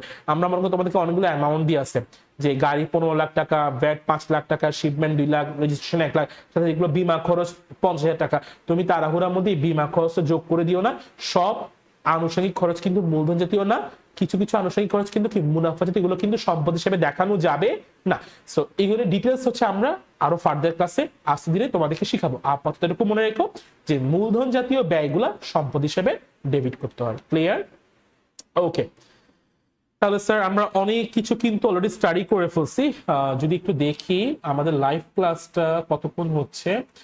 আচ্ছা, সো আমরা কিন্তু প্রায় অনেকক্ষণ ধরে, প্রায় 1 ঘন্টার কাছাকাছি আমাদের লাইভ ক্লাসটা হয়ে যাচ্ছে। সো আমরা খুব বেশি যেহেতু বেসিক ক্লাস সবাই যাতে অ্যাটেন্ড করতে পারে, আমরা খুব বেশি কমপ্লেক্স এখানে করবো না, সবাই যাতে বুঝতে পারে, সবার আয়ত্তের মধ্যে থাকে, এতটুকুই রাখবো। এখন আমরা 5-10 মিনিটের একটু আলোচনা করবো। দেখো, এখন আমরা ডেপ্রিসিয়েশন আলোচনা করছি যে স্থায়ী সম্পদের উপর অবচয় বা ডেপ্রিসিয়েশন ধরতে হয়। এখন আমরা দেখবো এই ডেপ্রিসিয়েশন বা অবচয় ধরতে কিছু ম্যাথড তো বা কিছু টেকনিক তো লাগে। তুমি যখন ম্যাথ করবা তোমার কিছু টেকনিক লাগে না, পাটিগণিতে কিছু টেকনিক লাগে, বীজগণিতে কিছু টেকনিক লাগে, জ্যামিতি করতে কিছু টেকনিক লাগে। তাই সেম ভাবে যখন তুমি কোনো সম্পদের ডেপ্রিসিয়েশন বা অবচয় ধরবা, তোমাকে নিশ্চয়ই কিছু টেকনিক জানতে হবে বা কিছু পদ্ধতিতেও নিশ্চয়ই ডেপ্রিসিয়েশন গুলো ধরতে হবে। তো এরকম 4টা জনপ্রিয় পদ্ধতি তোমরা ইন্টারে পড়ো। একটা হচ্ছে সরলরৈখিক পদ্ধতি, ক্রমহ্রাসমান জ্যার পদ্ধতি, বর্গ সংখ্যা সমষ্টি পদ্ধতি, উৎপাদন একক পদ্ধতি। এই 4টার পদ্ধতি মূলত তোমাদের ইন্টারে আলোচনা করা হয়, ঠিক আছে। এগুলো নিয়ে আজকে আমি পড়াবো না, এগুলো আমরা ফার্দার ক্লাসে পড়বো। বাট এখান থেকে জিনিস মনে রাখতে হবে, এখানের মধ্যে প্রথম 3টা সরলরৈখিক, ক্রমহ্রাসমান জ্যার পদ্ধতি, বর্গ সংখ্যা সমষ্টি পদ্ধতি, এই 3টা পদ্ধতি হচ্ছে মেয়াদকাল বা সময় নির্ভর। অর্থাৎ এই 3টা মেথড হচ্ছে based on time, based on time. আর নিচেরটা উৎপাদন একক পদ্ধতি, এটা হইতেছে তোমার কার্যবৃত্তি বা বলতে পারি বেসড অন প্রোডাকশন। এটা খুব ইম্পর্টেন্ট একটা এমসিকিউ, তোমার এমসিকিউ আসতে পারে যে নিচের কোনটি কার্যভিত্তিক অবচয় পদ্ধতি। আবারও বলছি, নিচের কোনটি কার্যভিত্তিক অবচয় পদ্ধতি। আনসার হবে কি উৎপাদন একক পদ্ধতি। তাহলে এই 4টার মধ্যে উৎপাদন একক পদ্ধতি হচ্ছে কার্যভিত্তিক বা বেসড অন প্রোডাকশন, আর অন্য 3টা পদ্ধতি হচ্ছে কি মেয়াদকাল বা সময় নির্ভর। নির্ণয় লিখছি নির্ভর হবে, মেয়াদকাল বা সময় নির্ভর বা বেসড অন, একটু বেসড অন কি টাইম বা পিরিয়ড, ঠিক আছে, বা সময় যেটাই বলি না কেন। সো এটা মনে রাখবা যে প্রথম তিনটা হচ্ছে মেয়াদকাল বা সময় নির্ভর, অর্থাৎ এই তিনটা পদ্ধতিতে অবচয় নির্ণয় করা হয় আমাদের আয়ুষ্কাল বা মেয়াদকালের উপর ভিত্তি করে। আর নিচের পদ্ধতি উৎপাদন একক পদ্ধতিতে অবচয় নির্ণয় করা হয় আমার কি প্রোডাকশন বা কাজ করার উপর ডিপেন্ড করে, নট মেয়াদকালের উপর ডিপেন্ড করে। সো এগুলো নিয়ে আমরা ডিটেলস আজকে যদি আমাদের ইচ্ছা ছিল পড়াবো, বাট যেহেতু ক্লাস লম্বা হয়ে যাচ্ছে আজকে আমরা পড়াবো না, আমরা ফার্দার ক্লাসে করাবো। আচ্ছা, সো আমরা একটু দেখবো যে আজকে পুরো আলোচনা থেকে আজকে ক্লাস হতে বিগত বছরগুলোতে এইচএসসি এবং ইউনিভার্সিটি এডমিশন টেস্টে আসা প্রশ্নগুলো আমি জাস্ট একটু সামারাইজ করছি। যে প্রথমত এখানে খুব ইম্পর্টেন্ট একটা এমসিকিউজ আছে যে অবচয় ধার্যের মৌলিক বিষয় কয়টি? তিনটি। এটা অনেকবার আসছে। আমরা একটু আগে 6টা জিনিসটা আলোচনা করছি না? ক্রয় মূল্য বা অর্জন মূল্য, আয়ুষ্কাল, ভগ্নাবশেষ মূল্য, পুঞ্জীবিত অবচয়, তারপর হচ্ছে তোমার বহিমূল্য, এগুলো নিয়ে আলোচনা করছিলাম না? এই 6টার মধ্যে অবচয় ধার্যের মৌলিক বিষয় হচ্ছে 3টা: ক্রয় মূল্য, আয়ুষ্কাল, ভগ্নাবশেষ মূল্য। ক্রয় মূল্য মানে হচ্ছে কস্ট। আচ্ছা, ব্ল্যাক পেন দিয়ে লিখি। ক্রয় মূল্য হচ্ছে কস্ট, আয়ুষ্কাল হচ্ছে ইউজফুল লাইফ, আর ভগ্নাবশেষ মূল্য ইংলিশ কি ছিল? স্ক্র্যাপ ভ্যালু বা সালভেজ ভ্যালু। শর্টকাটে মনে রাখবা কাস। সি মানে ক্রয় মূল্য, ইউ মানে আয়ুষ্কাল বা ইউজফুল লাইফ, আর এস মানে কি? সালভেজ ভ্যালু বা ভগ্নাবশেষ মূল্য। তাহলে অবচয় ধার্যের মৌলিক বিষয় কয়টা? 3টা। সি ইউ এস, কাস, ক্রয় মূল্য, আয়ুষ্কাল বা ইউজফুল লাইফ, সালভেজ ভ্যালু বা ভগ্নাবশেষ মূল্য। এখন আসি আরেকটা খুব ইম্পর্টেন্ট এমসিকিউ, যে অবচয় ধার্যে বিবেচিত হয় না মুদ্রাস্ফীতি বা মুদ্রা সংকোচন, বাজার মূল্য বা প্রতিস্থাপন মূল্য। ঠিক আছে, মুদ্রাস্ফীতি মানে কি? যখন দ্রব্যের দাম বেড়ে যায় বা কোনো কিছুর দাম বেড়ে যায় এটাকে বলি মুদ্রাস্ফীতি, আর দাম কমে যাওয়াকে বলি মুদ্রা সংকোচন। সো অবচয় নির্ধারণে তোমার সম্পদের মার্কেটের দাম বাড়ছে না মার্কেটের দাম কমছে এটা কখনো এফেক্ট রাখবে না। তুমি জাস্ট দেখবা তুমি কোন দামে জিনিসটা কিনছো, তুমি যেই দামে জিনিসটা কিনছো ওই দামেই তুমি অবচয় ধরবা। দাম বাড়লো কি কমলো, মানে মুদ্রাস্ফীতি হয়েছে, মানে ইনফ্লেশন হয়েছে না ডিফ্লেশন হয়েছে, এটা তোমার মাথা ব্যথার বিষয় না। এরপরে যে বাজার মূল্য বা প্রতিস্থাপন মূল্য, বাজারে কি দাম চলতেছে ওটা তোমার মাথা ব্যথার বিষয় না, তুমি জাস্ট দেখবে তুমি কোন দামে কিনছো। এবার এটা খুব ইম্পর্টেন্ট এমসিকিউ। অবচয় হলো স্থায়ী সম্পদের ক্রয় মূল্য বা ব্যয় বন্টন প্রক্রিয়া। এটা ডিইউতে অনেকবার আসছে, কম করে হলো 5 থেকে 6 বার মিনিমাম। আমার যারা 5 থেকে 6 বার, অন্য ইউনিভার্সিটিতে আসছে কম করে হলো ডিইউতে 5 থেকে 6 বার, এইচএসসি তো অহরহবার আসছে। এটা কি জিনিস দেখো, আমরা জানি অবচয় কি স্থায়ী সম্পদের ব্যবহারজনিত মূল্য হ্রাস। আবার এখানে লিখলাম কি? অবচয় স্থায়ী সম্পদের ক্রয় মূল্য বা ব্যয়ের বন্টন প্রক্রিয়া। দেখো একটু আগে আমরা একটা এক্সাম্পল নিছিলাম, ওই যে এই যে এখানে আমরা তোমার অবচয়যোগ্য মূল্য 40,000 টাকাটাকে কি করছি? টোটাল 5 বছরে ভাগ করছিলাম না? 40,000কে যখন 5 বছরে ভাগ করছিলাম প্রতি বছর কত করে অবচয় পাইছি? 8,000 করে অবচয় পাইছিলাম না? আর এই 8,000কে আমরা কি বলছি? বার্ষিক অবচয় বলছি না? তাহলে এটা কেমনে বের করছি? যখন আমরা এই অবচয়যোগ্য মূল্য বা ক্রয় মূল্য যেটাকে বলি, এই অবচয়যোগ্য মূল্যটাকে যখন মেয়াদকালের মধ্যে ভাগ করছি, যখন এই 40,000 টাকাটাকে টোটাল 5 বছর বা আয়ুষ্কালের মধ্যে ভাগ করে দিছি, প্রতি বছর আমরা যে অ্যামাউন্টটা পাইছি ওটাকে আমরা অবচয় বলছি না? এই জন্যই এখানে আমরা কি লিখলাম? এই জন্যই এখানে আমরা লিখলাম যে অবচয় হলো, এই যে এখানে যে অবচয় হলো সম্পদ বা সম্পদের ক্রয় মূল্য বা ব্যয়ের বন্টন প্রক্রিয়া। ওইখানে যেমন আমরা 40,000 টাকাটাকে 5 ভাগে ভাগ করছিলাম, মানে আয়ুষ্কালের মধ্যে বন্টন করে দিয়েছিলাম, বন্টন করে দেওয়ার পর যে অ্যামাউন্টটা পাচ্ছি ওটাকে আমরা অবচয় বলছি না? সো এটা হলো কি? স্থায়ী সম্পদের ক্রয় মূল্য বা ব্যয়ের বন্টন প্রক্রিয়া। আশা করি বুঝতে পারছো। এটা খুব ইম্পর্টেন্ট, মনে রাখবা। অবচয় ডেফিনিশন দুইভাবে আসতে পারে। অবচয় কি? অবচয় হলো স্থায়ী সম্পদের ব্যবহারজনিত মূল্য হ্রাস, অথবা আসতে পারে যে অবচয় হলো স্থায়ী সম্পদের ক্রয় মূল্য বা ব্যয়ের বন্টন প্রক্রিয়া। আচ্ছা, তারপর আমরা একটু শিখছিলাম যে ভূমির কি হয় না? ভূমির অবচয় হয় না, ভূমির হয় উপচয়, কিন্তু ভূমির উন্নয়নের কি হয়? অবচয় হয়। তারপর হচ্ছে আবার এটাও শিখছিলাম যে অবচয় হলো এক ধরনের ব্যয় হিসাব, আর এই ব্যয় বা খরচের সমন্বয় জাবেদা কি? জাবেদা হলো অবচয় হিসাব ডেবিট, পুঞ্জীবিত অবচয় হিসাব ক্রেডিট। এখান থেকে এমসিকিউ আসতে পারে যে এই জাবেদার ফলে প্রভাব কি হয়? অবচয় যেহেতু এক ধরনের ব্যয়, সো ব্যয় বৃদ্ধি পায়। আর বলছিলাম পুঞ্জীবিত অবচয় কি? এক ধরনের বিপরীত সম্পদ, আর বিপরীত সম্পদ হওয়ার কারণে কি? সম্পদ হ্রাস পায়। আবারও বলতেছি, আমরা দেখছিলাম যে অবচয় এক ধরনের খরচ বা কি? খরচ বা ব্যয়। অবশ্যই এক ধরনের খরচ বা ব্যয়, আর এটার জাবেদা কি হয়? অবচয় হিসাব ডেবিট, পুঞ্জীবিত অবচয় হিসাব। তো অবচয় তো ব্যয়, এটার ফলে ব্যয় বাড়তেছে, আর পুঞ্জীবিত অবচয় এক ধরনের বিপরীত সম্পদ, আর বিপরীত সম্পদের কারণে কি হচ্ছে? সম্পদ হ্রাস পাচ্ছে। তো এইভাবে আসতে পারে যে অবচয় খরচের সমন্বয় হলে কি প্রভাব পড়তে পারে? আনসার হবে ব্যয় বৃদ্ধি ও সম্পদ হ্রাস। এবার আসতে পারে। এরপরে আমরা একটু আগে যে পদ্ধতি নিয়ে কথা বলছি ওখানে দেখছিলাম যে কার্যভিত্তিক অবচয় পদ্ধতি কোনটা। আমরা 4টা পদ্ধতির মধ্যে প্রথম 3টা বলছিলাম যে মেয়াদকাল বা সময় ভিত্তিক ছিল বা সময় নির্ভর ছিল, আর নিচে উৎপাদন একক পদ্ধতিটা ছিল আমাদের কি বেসড অন প্রোডাকশন বা কার্যভিত্তিক অবচয় পদ্ধতি। এরপর আরেকটি ইম্পর্টেন্ট এমসিকিউ, যেহেতু আমি ওইগুলো ডিটেলস পড়াই নাই তাই এটা হয়তো বুঝবা না, বাট মনে রাখতে পারো যে উৎপাদন একক পদ্ধতিতে একক প্রতি অবচয় নির্ণয় করা, এটাও কিন্তু খুবই ইম্পর্টেন্ট এমসিকিউ আসতে পারে যে কোন পদ্ধতিতে একক প্রতি অবচয় নির্ণয় করা, আনসার হবে উৎপাদন একক পদ্ধতিতে। আচ্ছা, এবং লাস্ট একটা টপিক আছে পড়ায় যে আমরা তো জানি যে স্থায়ী সম্পদের মূল্য হ্রাসকে বলা হয় অবচয়। এখন স্থায়ী সম্পদ অনেক রকম হতে পারে, টেবিল বা এই মোবাইল ধরা যাচ্ছে, ছোঁয়া যাচ্ছে, স্পর্শনীয়, বাট এরকম কিছু স্থায়ী সম্পদ আছে না যেগুলো কি অস্পর্শনীয়, লাইক সুনাম, পেটেন্ট, ট্রেডমার্ক, এগুলো কিন্তু স্থায়ী প্রকৃতির সম্পদ, এগুলো ধরা যায়, ছোঁয়া যায় না, অস্পর্শনীয়। আবার কিছু সম্পদ প্রাকৃতিক, স্থায়ী প্রকৃতি বাট প্রাকৃতিক, লাইক কয়লার খনি বা মনে করছে গ্যাসের খনি, ডায়মন্ডের খনি, এগুলো প্রাকৃতিক সম্পদ। সো স্থায়ী সম্পদ যদি স্পর্শনীয় হয় তার মূল্য হ্রাসকে বলা হয় অবচয়, আর স্থায়ী সম্পদ যদি অস্পর্শনীয় প্রকৃতির, লাইক সুনাম, পেটেন্ট, ট্রেডমার্ক, তার মূল্য হ্রাসকে বলা হবে অবলোপন। ওয়ার্ডগুলো চেঞ্জ হচ্ছে। আর স্থায়ী সম্পদটা যদি প্রাকৃতিক হয় তার মূল্য হ্রাসকে বলা হবে অবক্ষয় বা শূন্যীকরণ। আশা করি বুঝতে পারছো, জিনিস সেম, কনসেপ্ট সেম, জাস্ট স্পর্শনীয় সম্পদের ক্ষেত্রে বলবো অবচয়, অস্পর্শনীয় সম্পদের মূল্য হ্রাস পাইলে বলবো অবলোপন, আর প্রাকৃতিক সম্পদের মূল্য হ্রাস পাইলে বলবো অবক্ষয় বা শূন্যীকরণ। ক্লিয়ার?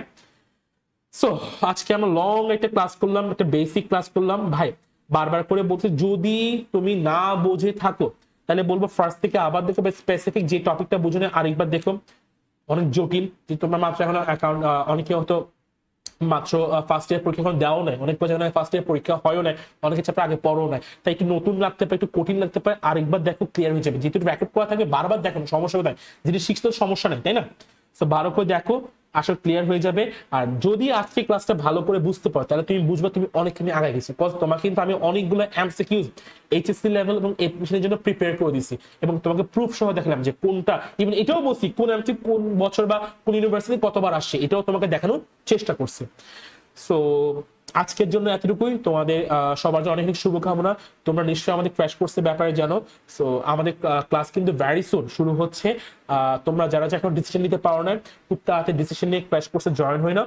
আমরা যখন আমাদের মেইন ক্লাস শুরু করব তখন তোমরা আরো ফার্দার আমাদের সম্পর্কে জানতে পারবা এবং বুঝতে পারবা যে কিভাবে খুব সুন্দর করে তোমার প্রিপারেশন গুছানো যায়। তাহলে আজকে এতটুকু। আল্লাহ হাফেজ সবাইকে।